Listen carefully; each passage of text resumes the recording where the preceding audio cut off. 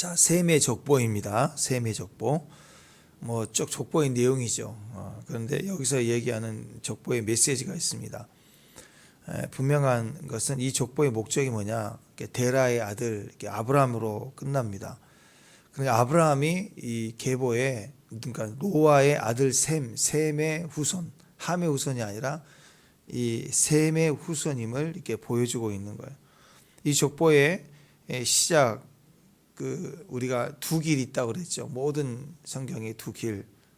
그래서 가인의 길, 또 이 셋의 길, 또 함의 길, 셈의 길, 이렇게 쭉 이어서 지금 얘기를 하는데, 그 후손 셈의 족보의 끝을 보니까 아브라함이다. 그러니까 고대 근동 이 세계에 누가 합법적이고 정통성을 가지는 왕이 계승자인가? 왜냐하면 아담 때 타락한 이후 메시지가 있었죠.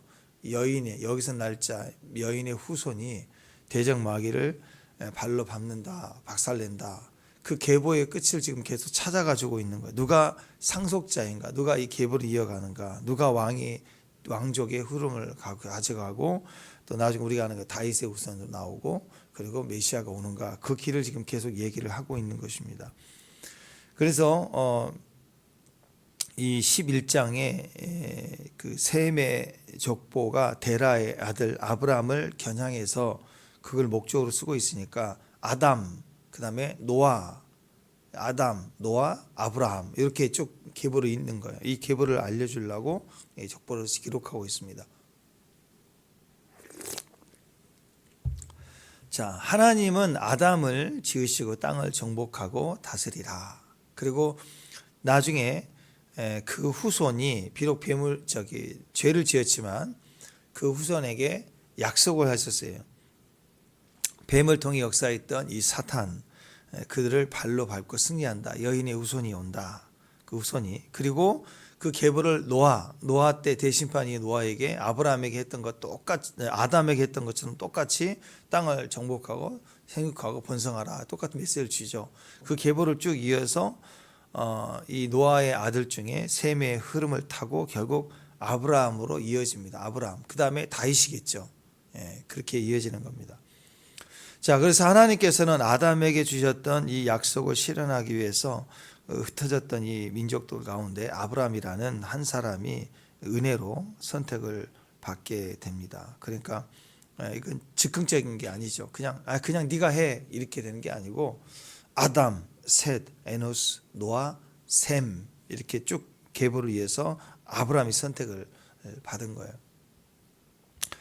자, 그래서 26절 한번 볼래? 26절 읽습니다. 시작. 데라의 아들 중에서도 사실 맏아들이 하란인데 아브라함이 제일 먼저 언급이 됐죠. 성경에서 이렇게 바뀌는 경우가 있습니다. 왜 그러냐면 그게 장자권을 이어받고 주권을 이어받을 때는 그렇게 바뀌어요. 자, 그런 것처럼 맏아들이 하란이었지만 아브라함을 가장 먼저 언급한 것은 구속사직 관점에서 영적 장자권, 영의 계보를 잇기 위한 하나님의 의도적인 선택입니다. 그래서 여기 쭉 보면 이 족보의 이야기는 메시지고, 메시지는 하나님의 의도와 또 선택받은 그 시대의 그 사람의 하나님에 대한 믿음이 반영이 된 거예요. 하나님은 그냥 아무거나 우리와 상관없이 선택하시나, 그렇지 않아요. 기본적인 질서를 따라서 장자에게 계승권을 줍니다. 그렇지만 그가 죄를 지었거나 합당하지 않거나 또는 믿음의 과정에서 그의 후계자가, 그 밑에 동생이 믿음 안에 서 있으면 그에게 흘러가는 거예요. 그래서 그건 반드시 믿음, 하나님의 선택적인 하나님의 은혜의 선택과 또 우리의 믿음, 이게 연결이 돼서 쓰임을 받게 된다라는 것입니다. 그러니까 족보 메시지는 딱 하나예요. 선택 안에 살아야 돼요. 기본적인 남자는 남자, 여자는 여자. 그 선택이 힘들고 어려워도 거기에 있어야 거기서 형통해요. 그걸 못 견디고 그걸 벗어나고 오히려 막 동쪽으로 가고 다른 구역으로 가고 막 혼자 난리를 치면 탈락. 자기는 그게 가성비 있어서 이기는 줄 아는데 탈락입니다. 그래서 하나님의 선택 안에서 시작되는 거예요. 우리는 모든 것이 선택 안에서 우리가 시작이 되는 겁니다. 그 선택이 불편하고 무겁고 두렵더라도 받아들여야 돼요. 거기서부터 시작이에요. 받아들이면서 축복이 시작이 되는 거예요. 축복은 우리가 생각해서 가는 게 아닙니다. 축복은 우리가 헤엄쳐서 가는 게 아니고 내 능력으로 얻어지는 게 아닙니다. 축복은 받는 거예요. 축복을 받는 거예요. 그래서 예배부터 하는 거죠. 예배 드리고 축복을 받는 거예요. 블레싱을 받고 그리고 믿음으로 사는 거죠. 근데 내가 노력해서 어느 결과를 만들어내면 그걸 축복을 이루는 거라고 생각해요. 절대 그러지 않아요. 먼저 우리에게서 시작이 되지 않아요. 존재가 돼야 되는 거예요. 우리는 뭘 얻어야 나중에 그런 존재가 되는 줄 아는데 아니죠. 먼저 존재가 되고 그리고 그 존재로 살아가는 믿음의 삶이 필요한 거예요. 그래서 제일 먼저 인간은 태어나자마자 창조가 되자마자 하나님으로부터 안식감의 축복을 받았어요. 받고 시작을 한 거예요. 그래서 선택 안에 거하는 거. 그래서 새벽 예배도 마찬가지죠. 여러분 새벽에 내가 나와서 선택해서 하는 거 내가 오늘 결정해 갈까 말까 가야 되겠다. 선택하는 것 같지만 아니 원래 새벽 예배라는 게 있는 거잖아요. 선택받은 것 안에 내가 들어온 거잖아요. 그러니까 내가 오기 전에 먼저 주님이 계셨잖아요. 자 그래서 우리가 그것을 받아들이는 게 축복입니다. 가인이 아벨을 비록 실수하고 죽였죠. 무지해서 어리석어서. 거기는 자세히 나와 있지 않지만 사람을 살인하는 건 사탄이죠. 아담에게 하와에게 뱀이 왔던 것처럼 똑같이 살인의 마음을 줘서 살인한 거예요. 그렇지만 마귀 역사도 알고 가인의 그런 욕망과 미움의 증오의 마음으로 하나님 원수됨이 있어서 반역했던 걸 알아요.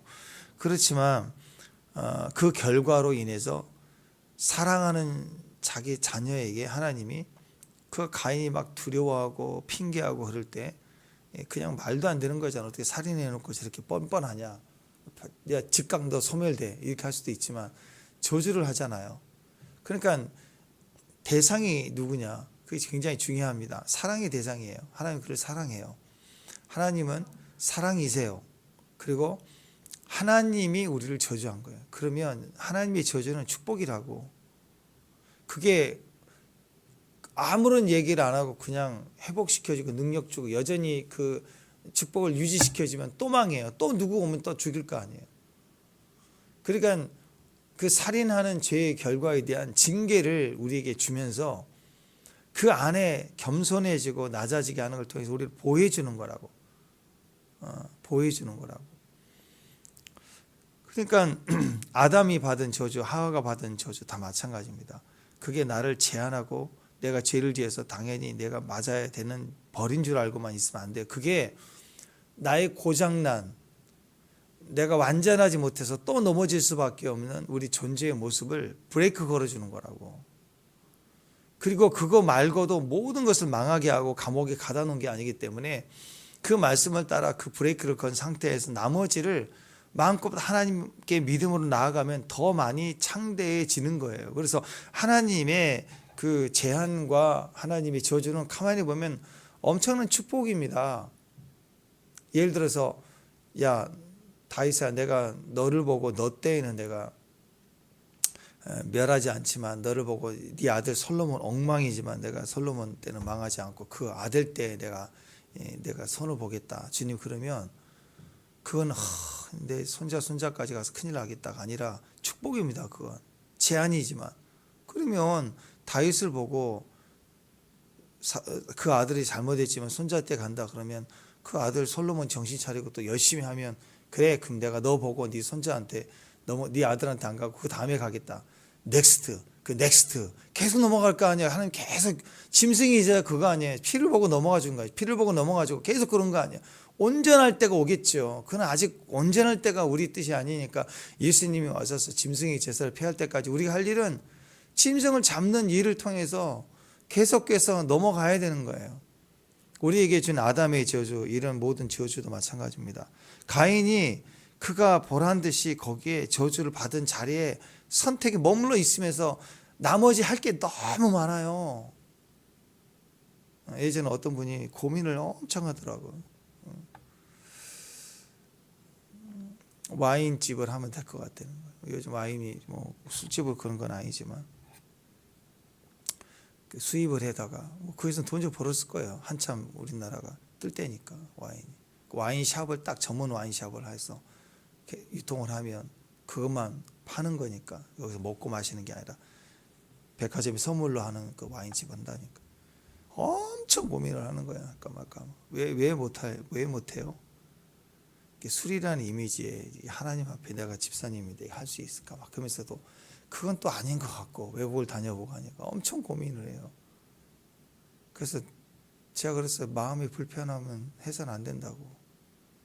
그리고 이거 아니면 안 되는 그런 상황도 아니고 이거 외에도 할 게 이 세상에 사업을 시작할 게 어마어마하게 많잖아요. 아이템이 지금 조선시대도 아니고 어마어마하게 많은 아이템이 있는데 왜 그 하나만 꽂혀갖고 아무것도 못하냐고.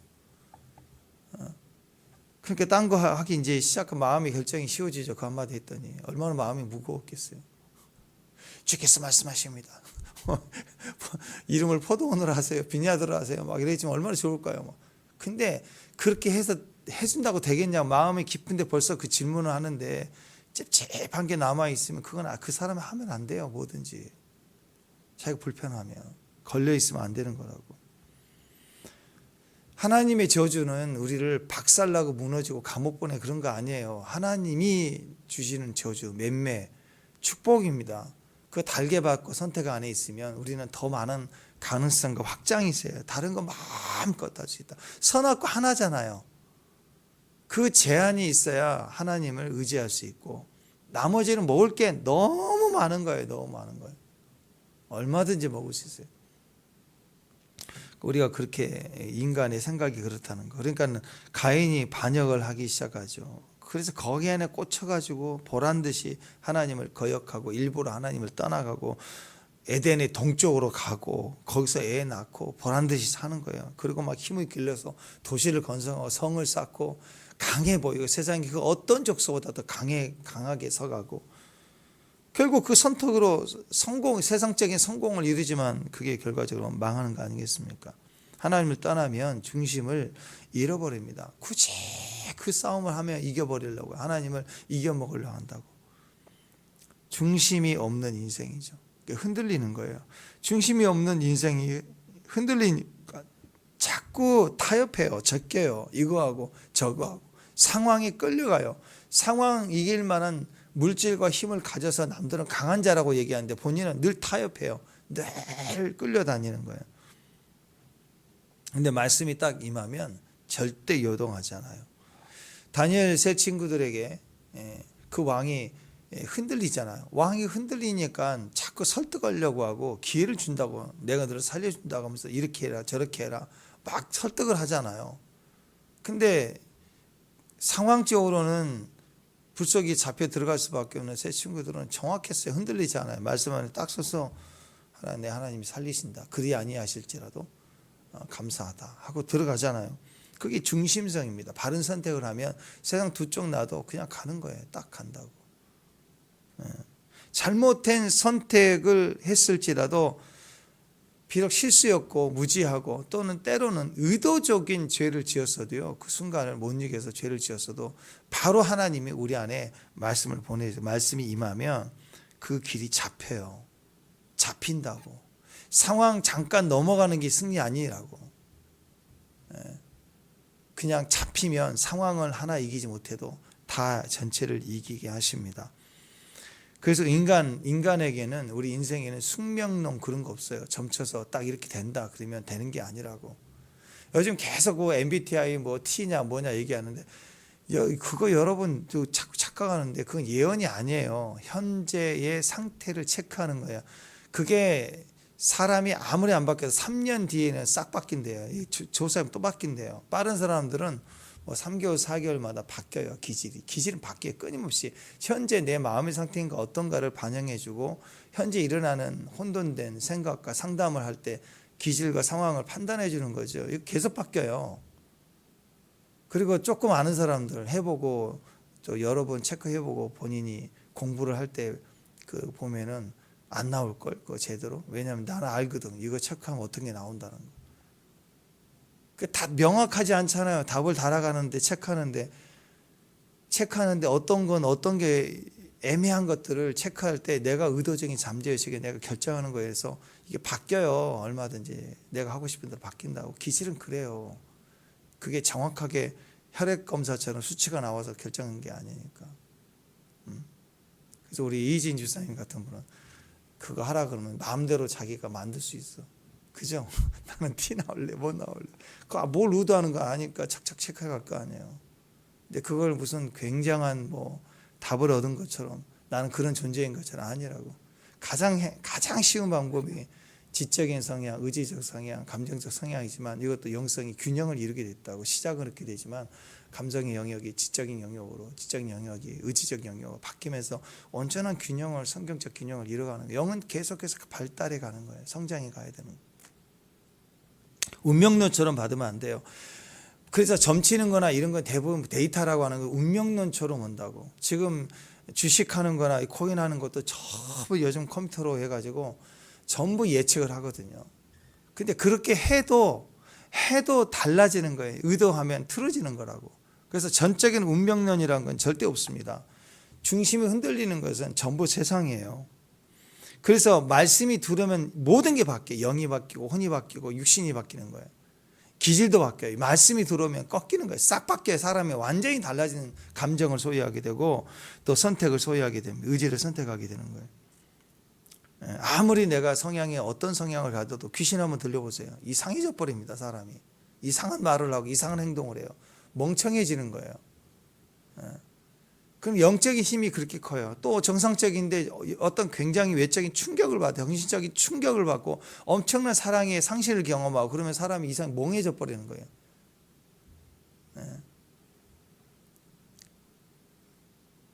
또 육신적인 이익이 와요. 두려움이 임해요. 너희라 죽는다. 또는 이익이 생길 만한 금 하나 보여주면 그 똑똑했던 평생을 의롭게 살아온다고 나름대로 살아왔던 사람이 그 순간에 엉뚱한 선택을 해가지고 바보짓을 해야잖아. 바보짓을 해서 자기 인생이 막 꼬여버리잖아. 지금 정치인들 보세요. 그분들이 변호사, 검사 막 이렇게 될 때 보통 사람들이 있겠습니까? 얼마나 똑똑한 사람들이에요. 근데 우리가 볼 때 지금 바보짓을 하죠. 막 엉뚱한 선택을 해갖고 막 엉터리가 되잖아요. 그 변론하는 거 보세요. 웃기잖아요. 정말 웃기잖아요. 정말 웃기잖아요. 그거 보면 개콘보다도 웃기는 것 같아요. 왜 그래요? 사람이 언제나 자기가 어떤 기질이든 어떤 지식이든 그 사람이 하나님 말씀이 없으면 우리는 흙이에요. 흙. 자꾸 흔들리게 돼 있어요. 타협하고 이리 갔다가 저리 갔다가 그다음 망하는 것입니다. 그래서 정확하게 우리 안에 말씀이 들어와야 돼요. 말씀에 사로잡혀야 돼요. 생기가 들어오면 그때부터 하나님의 움직임이 시작되는 거예요. 하나님의 가능성이 시작된다고. 내 가능성은 현재를 이길 힘이 전혀 없어요. 돈 좀 있다고요? 아이고 불안합니다. 절대 가능성 없어요. 네. 지금 AI 시대에서 지금 내후년 넘어가면서 지금 전략가들이 얘기하는 거예요. 지금 애플, 엔비디아 이런 현재 최고의 주가를 날리는 회사가 곧 없어질 가능성이 높대. 애플이 없어진대 지금. 왜? 그들은 조합형 회사잖아요. 자기 기술 개발이 없는 회사는 망한다는 거예요. 지금은 대단히 많은 물건을 팔고 있는 것처럼 보이지만 끝이라는 거예요. 이미 전문가들 얘기해요. 그 어마어마한 부를 이룬 사람 나르는 게 없어지는 거예요. 없어진대. 도태된대. 흡수되는지. 기업이 사라지고 생겨나고 그렇다고. 그런 시대에 우리가 살고 있는 거예요. 그러니까 여러분 빛이 우리 안에 나야 돼요. 빛을 잃으면 끝나요. 그 빛은 사람이 만들어내는 빛이 아닙니다. 광고하고 선전하고 뛰어가서 만들어낸 게 아니라 진짜 빛이 우리 안에서 비춰지고 나와야 돼요. 말씀 앞에 들어가야 되고 기도하면서 빛이 조명해 와야 되고 그 빛이 비춰져야 내가 그 빛을 따라가는 거예요. 내가 뭘 알려고 하는 게 아니라 말씀을 가지고 내가 어떤 지식을 아는 게 아니에요. 말씀을 들으면 순종해서 빛을 따라가는 거라고. 거기에 이길 힘이 있는 것이죠. 뭘 아는 게 아니에요. 믿고 가라고 비춰주는 거라고. 그게 우리의 힘이고 지혜고 능력인 것입니다. 그러니까 이 족보 이야기의 그 얘기는 그리고 뿌리죠. 예수 그리스도부터 시작해서 뿌리로 계속 올라가는 거예요. 하나님이 아담으로부터 만든 계보의 흐름을 쭉 얘기를 하고 끊임없이 사탄은 그 난도질을 해요. 계보를 끊어내려고 하지만 그러나 하나님은 그 계보를 쭉 이어가신다. 그래서 마태복음에 신약에 와서는 족보의 주인, 신약 구약에서는 하나님으로부터 아담으로 시작됐지만 마지막 아담인 예수 그리스도의 세계다. 족보가 거꾸로 가는 거예요. 자손 후손으로 온 예수님인데 예수님의 세계다 하면서 마태복음에는 예수님 족보 조상처럼 나오잖아. 그러면서 아담부터 계보가 쫙 다시 완성된 계보가 나오는 거. 그 계보의 시작의 창세기의 그 뿌리가 오늘 셈의 족보로 지금 과정으로 보여주고 있는 것입니다. 그러니까 결국 함의 길, 셈의 길 그거예요. 함의 길이냐, 셈의 길이냐. 함의 길의 특징은 가인의 후손의 길하고 똑같아요. 힘, 문명. 그래서 하나님을 대적하는 길, 에덴의 동쪽. 그런 길만 계속, 그리고 실제로 겉으로 보면 강해요. 도시를 형성해요. 벽돌 기술을 가지고 벽돌 문화. 지금도 그래요. 이 전략가들의 AI 시대에 전부 이 도태되면 안 되는 거예요. 지금 이 시대의 흐름을 타야 되는 거예요. 이 벽돌을 지금은 AI로 들어와가지고 이거 완전히 정복하지 못하는 바보든데요. 어느 분야든 AI를 쓰고 AI로 다음을 진행해 가야 된다. 아이들부터 AI를 쓰게 만들어라 해서 지금 난리를 치고 이런 교육들이 이루어지고 있잖아요. 그 벽돌 한 장 없으면 큰일 나는 시대예요. 코인 하나, 주식 하나, AI 시대에. 어젠가 그젠가도 지금 미국에서 그런 얘기를 하잖아요. 앞으로 의대에 가는 거 바보라고 그러잖아요. 기계가 다 치유한대, 광선이. AI가 정확하게 타겟을 해서 치유하는 기술이 지금 나오기 시작했다는 거. 의대 가지 말고 바보짓이다. 그걸 왜 보내냐. 뭐 이런 얘기를 하잖아요, 지금. 이렇게 갑자기 변화가 되고 있는 이런 시대에 벽돌 한 장 없으면 불안해. 벽돌을 가지려고 해야 돼. 적어도 코인 벽돌, 뭐 주식 벽돌, 뭐 땅은 벌써 요동되니까 금이라도 금벽돌. 벽돌 좋아하잖아요. 근데 그거 없으면 없어. 하나도 없어, 우리는. 그때 벽돌은 깨진다고. 하나님 뭐라고 그러세요? 벽돌 쌓는 거 무너지잖아요. 흩어진다고. 세상으로 강한 길, 함의 길이에요, 함의 길.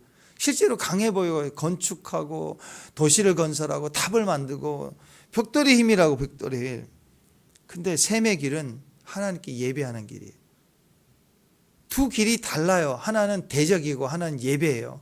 하나님에 대해서, 사람에 대해서는 분별이 안 돼요. 좋아 보이는, 좋은 게 좋은 거잖아요. 크면 좋잖아요. 강하면 좋은 거잖아요. 그걸 보면은요, 믿는 사람들도 추정한다고. 하나님 앞에 와서 여기서 엎드려 기도하기를 벽돌을 구한다고. 웃기지 않아요? 하나님 벽돌을 파괴하시는데. 여기 와서 힘을 달라고 기도한다고. 하나님 벽돌을 그걸 쌓으면 네 앞고 무너지는데. 그 어리석은 부자 보세요. 우리 보는 부러움에 부자지만 하나님 보시기에는 어리석은 부자. 창고 짓기 때 내가 오늘 밤 네 생명을 도로 찾는다. 그러고 있는데 오늘 창고 짓는 고민을 하고 자요. 모르니까 불쌍한 거죠. 네. 그러니까 사람에 대해서 판단을 하면 분별하기 상당히 어렵습니다. 실제로 하나님의 축복 가운데서도 벽돌이 풍성한 것도 있잖아요. 그런 모습도 있잖아요. 그러니까 섞이는 거예요. 가장할 수가 있어요. 근데 분명한 건 그거예요. 생기가 있냐 없냐 그거. 그러니까 대적이냐 예배냐. 우리가 벽돌이 많아지면 좋은 점이 뭐예요? 벽돌이 좀 많아지면. 믿는 자에게서 벽돌이 많아지면 좋은 점이 뭐예요? 예배 시간 지킬 수 없을 만큼 힘들었던 사람이 예배를 얼마든지 드릴 수 있는 시간을 확보하고 상황, 헌신을 확보할 수 있잖아요. 그죠? 기도할 수 있는 기회를 만들어낼 수 있잖아요. 남을 기도하는데 이끌 수 있는 힘이 생기잖아요. 기도의 힘도 있지만 상황을 줄 수 있는 기회가 있잖아요. 남을 기도할 수 있는 처소를 만들어줄 수 있는 힘도 있잖아요. 그래서 벽돌이 필요한 거지. 그러니까 결국 거기에 예배냐 대적이냐 그걸 보면 에덴의 동쪽이냐 에덴을 넘어서 에덴 서쪽이냐 이걸 보는 거라고. 요단을 건너느냐 요단 건너편이냐 이걸 보라고. 그래서 함의 길은 대적이니까 힘을 추구해요. 힘을 추구하니까 무너지는 거예요. 셈의 길은 약합니다. 약한 모습이에요. 다윗의 길이고 그리고 그리스도의 길, 예수님 십자가의 길이에요. 약해 보여요. 그러나 핵심이 뭐예요? 예배가 있어요. 예배. 하나님을 예배하는 사람들. 함의 길은 하나님 없는 길을 추구해요. 하나님이 없는 힘. 하나님 없어도 돼요. 힘만 있으면 되는 거예요. 셈의 길은 하나님께 예배하는 약자의 모습이라도 예배의 길을 가는 거예요. 대표적인 용사 니므롯이 나왔어요. 함의 길은 니므롯, 셈의 길은 결국 오늘 족보에 아브라함이 나왔어요. 아브라함 족보, 아브라함 떠나고 옮기고 또 이삭, 우물을 팔 때마다 가 그러면 이길 수 있었지만 또 계속 주고 넘어가죠. 대표적인 인물이 니므롯이나 도시를 건설하고 용사고 강한 자고 모든 사람이 바라보는 거 아니야. 왜 아이들을 좋은 학교를 보내고 좋은 대학을 보내고 그렇게 애를 쓰는 이유가 뭐야? 니므롯 만들겠다는 거 아니야. 니므롯. 어떤 권사님 간직하는 거 예전에 그 세르키아에서 거 보니 그거 나오더라고. 자기 어려울 때 정말 요즘 같으면 쓰리잡이죠. 식당하고 뭐하고 잠 못 자고 남편이 맨날 노름하고 막 그럴 때 애 셋 키우려고 엄청 정말 피눈물 뼈 빠지게 기도하면서 애들 듣고 다니면서 하나님 아니면 우리 가정 망한다고 안고 다니면서 새벽 예배 다니면서 그렇게 식당 일하고 밤에 일하고 3번씩 뛰면서 애들 다 의사 만들고 교수 만들고 다 했대요. 근데 그걸 후회하더라고. 회개하더라고. 공부만 시켰다고. 자식들 다 잘 됐는데 하나도 예수 안 믿는 교회 안 다니는데 나중엔 이게 잘 알고 형통이 자랐더니 망하는 짓이라고. 그래서 고통 속에 울부짖고 기도했대. 그랬더니 나중에 이제 일들이 생기기 시작하면서 다 돌아오게 되는 뭐 그 역사 그 스토리가 그래요. 그랬더니 자기가 그때 깨달았대. 세상에 보는 가능성과 좋은 힘이 결국 똑똑한 놈일수록 더 멀리 가더래. 더 뭐 외국에 가 있고 더 잘난 데가 있고 앙노드라는 거 어렸을 때 그렇게 믿었던 애들이 잘 되니까 안 나온다는 거죠. 자기가 자식을 망쳤다고 생각하고 통곡하고 기도하고 매달렸더니 하나님이 다 돌아오게 하신 그 과정을 얘기했는데 그렇게 해석이 되는 분들이 있어요. 왜? 진짜로 보니까 그러니까 결국은 그거예요. 손에 쥐어진 게 아니라 뭘 보느냐? 대적이냐? 예배자냐? 진짜 형통은 벽돌이 생길수록 예배자로 서야 돼요. 어떤 사람은 좀 어려워지면 더 예배하러 오거든요. 기도하러. 어떤 사람은 좀 어려워지면 튕겨나가 버려요. 에이 뭐 이러고 본전 생각한다고 그러고 뭐 얼마나 했다고 본전 생각나. 그런 분이 있다고. 상처받고 어려울수록 더 엎드리고 견뎌내는 분이 있는가 하면 튕겨나가는 분이 있다는 거죠. 아이들도 어렸을 때 우리 계속 그 얘기하지 않습니까? 나는 연예인으로 가야 되고 나는 운동선수로 가야 되니까 나는 수학 시간 미적분 하는 거 안 해. 그런 거 안 해. 그럴 수 있죠. 근데 아니에요. 그때는 그거 해야 돼. 안 되는 거, 안 돼도 해봐야 되는 거예요. 우리 어렸을 때 학교 다닐 때 그랬어요. 운동부 아이들, 친구들 이렇게 수업 들어오면요. 가끔씩 밖에서 축구부 맨날 하는데 수업 들어올 때 있잖아요. 맨날 잠만 자 공부를 안 하고 맨날 운동만 했으니까. 그래서 선생님도 내버려둬. 얘는 공부 엎드려 있어도. 공부 안 해요. 해봐야 소용없으니까. 그냥 수업 시간이 가라고 하니까 들어온 거죠. 근데 지금도 생각나는 어떤 친구가 하나 있는데 그 친구는 공부를 하더라고. 어떻게 됐을지 궁금해요. 운동선수 필요 없는데도 하는 거예요. 그거. 뭐 잘하지는 않았지만 그래도 하려고 하더라고. 물어보기도 하고. 그게 인생이라고. 안 되는 영역을 벗어나. 인생을 살면서 조금 어려울 때 축구하면서도 마찬가지가 아니에요. 남들은 이게 안 되는, 남들은 하는데 나는 안 된다 그러면 하는 거예요. 그걸 계속 풀어가려고 하는 기질이 나오는 거죠. 한계 그 안에. 그래서 손흥민 선수도 보니까 막 왼발 오른발을 똑같이 쓰는 게 그냥 됐겠어요. 경기 훈련 끝나고 다 돌아가도 밤새도록 그걸 찾다며요. 그렇게 해내려고. 그게 그 한계를 넘는 거 아니라고. 해야 될 때 하는 거예요. 세상 교육은 님으로 만들려고 그런 거라고. 하나님께서 원하시는 모습은 아브라함 되라는 거예요. 아브라함 되라. 우리는 님으로 만들려고 해요. 도시 건설하고 벽돌 만들어서 벽돌로 지으려고 그래요. 그래서 셈의 길이라는 것은 아브라함 되는 길입니다. 아브라함의 길을 걷기 위해서 세팅하는 게 뭐냐? 그냥 절대로요. 길이로 살면 안 돼. 길이. 무게로 살아야 돼. 무게.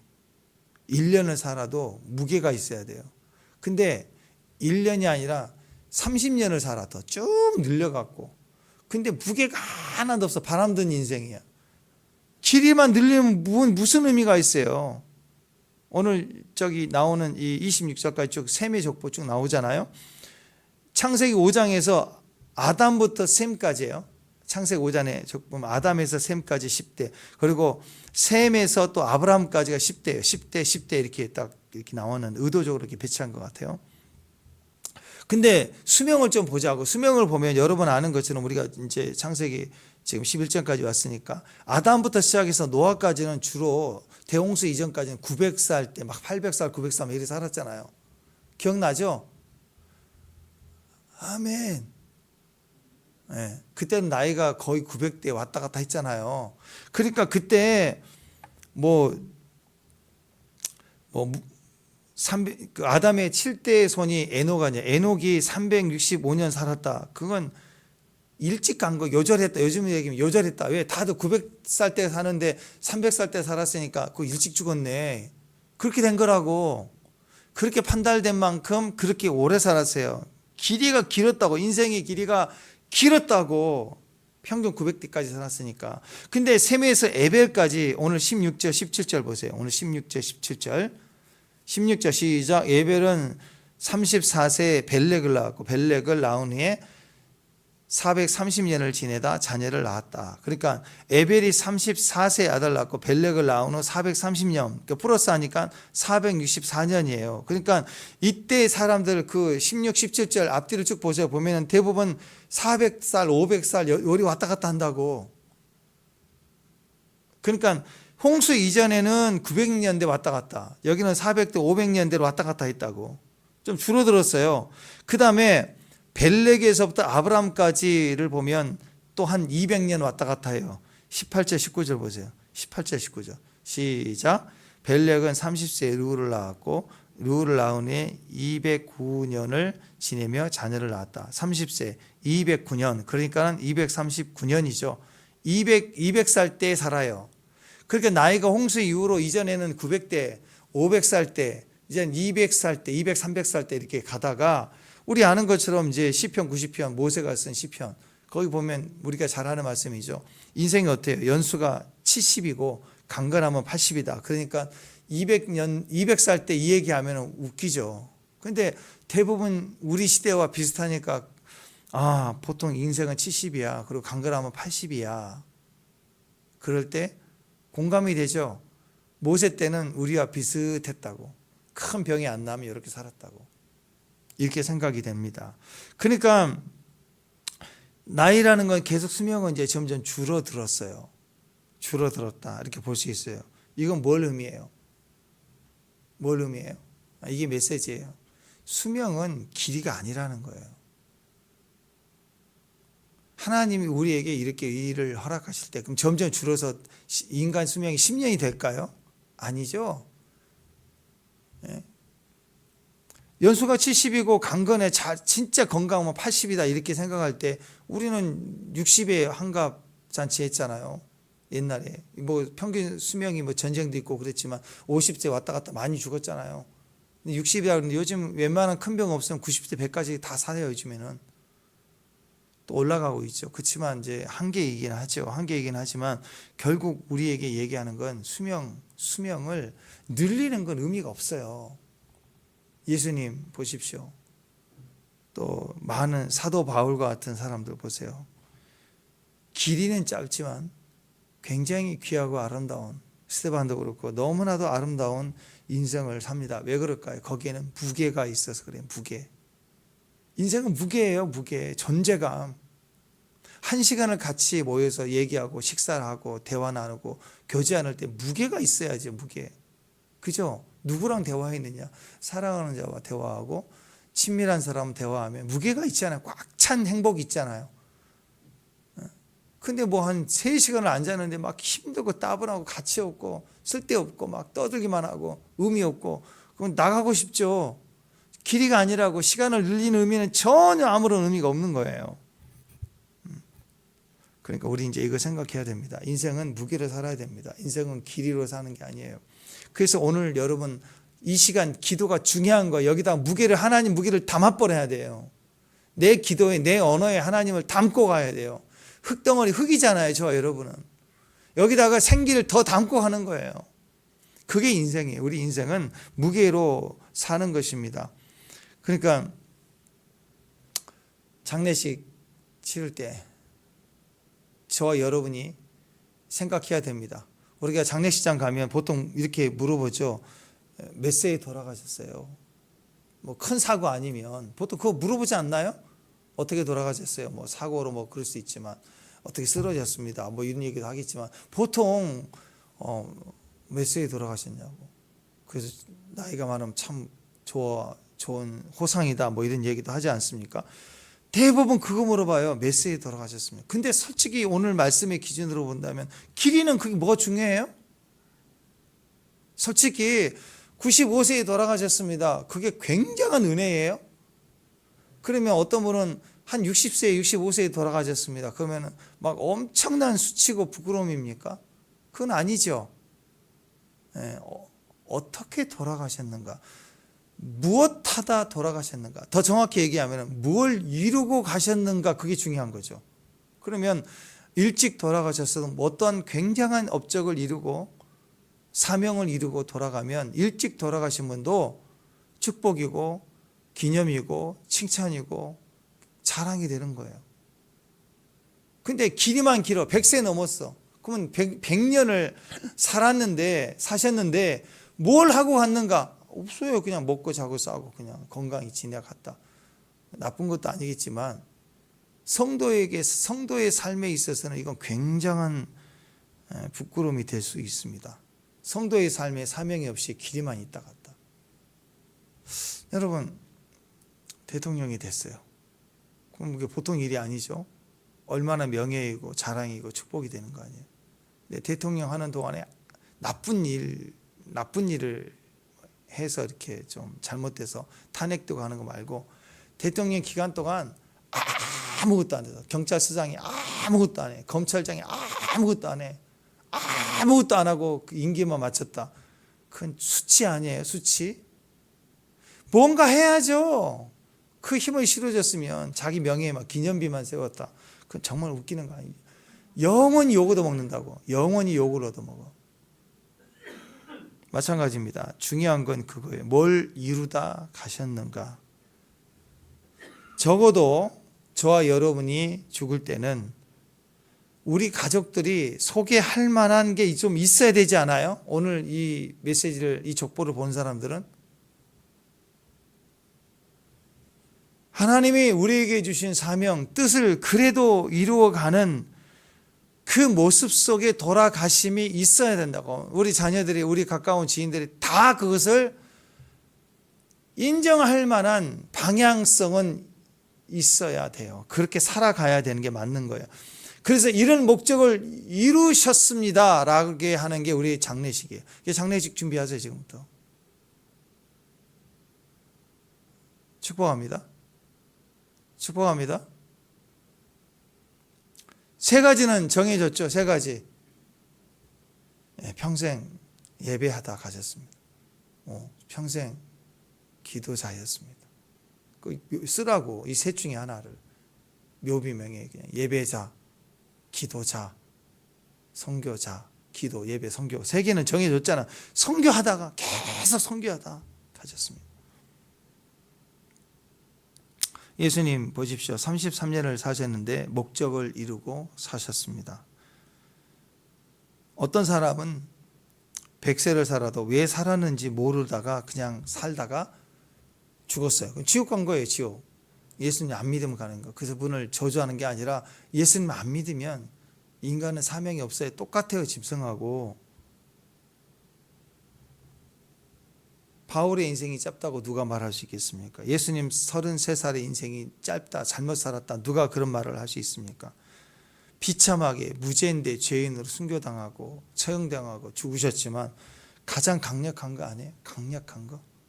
그러니까 우리도 마찬가지예요. 자꾸 막 영양제 먹고 입에다 홍삼 빨고 다니고 막 그러고 오래 살라고 한 번 더 살라고 막 난리를 치고 오래 사는 데만 무게 두려고 하지 말고 한 게 없으면 부끄러운 거라고. 이제 예수님이라는 엄청난 생명을 받았잖아요. 의미 있게 살아야지. 사명으로 살아야죠.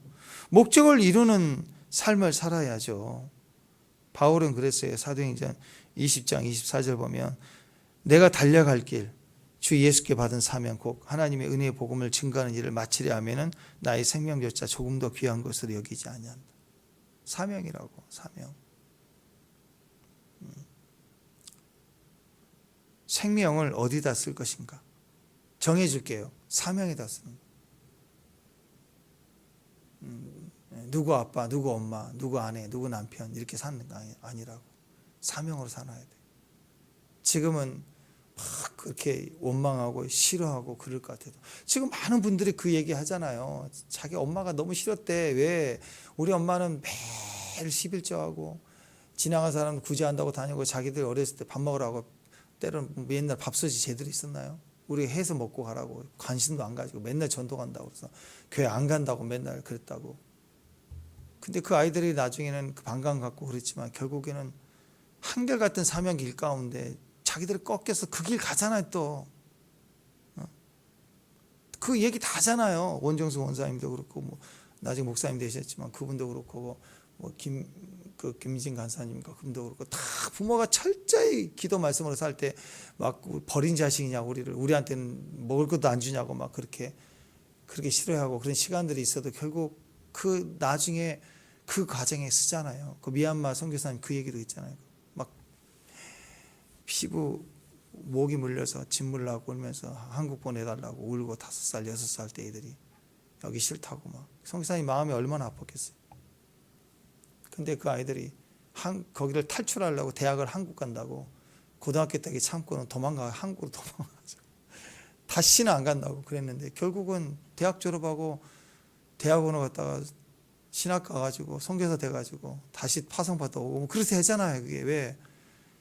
그게 진짜니까 당장 눈에 보이는 거 좋은 가성비로 님으로 만드는 게 아니라 그 길 가는 게 다윗의 길을 가게. 내가 철저히 계보를 잇는 한 세대의 거장으로 살면 그 다음 세대는 하나님 만들어 가세요.